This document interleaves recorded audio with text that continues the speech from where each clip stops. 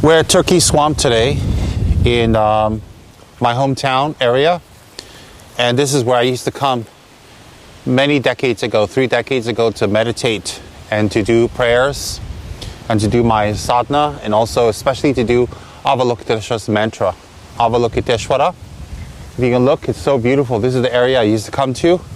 Look at the lake, it's calm and placid. Look at the ducks. So beautiful. It's a beautiful fall day. So the camera's going to go around to show you the scenery. And you can even see over there, straight down, where there's greens, an area to sit. Very, very beautiful. Let's pan out to the lake. Look at the waters, how clean and clear it is.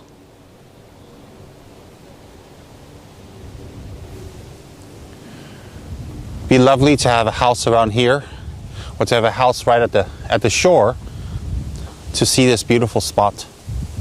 New Jersey is a very beautiful state, I must say. This is where I grew up.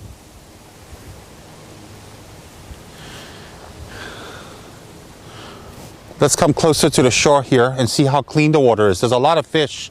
We saw quite a lot of big fish. You can see the edge of the shoreline here. The water is quite clear. Maybe we can get a close-up. And a lot of moss or whatever, algae growing at the bottom. Extremely sharp, very clear, very beautiful.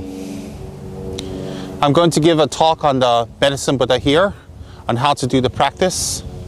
This was especially for my friend's recovery, Paul. His friends and his group wanted to do the practice, which I recommended for him, but this can be done by anyone. All right, we'll start in a few minutes.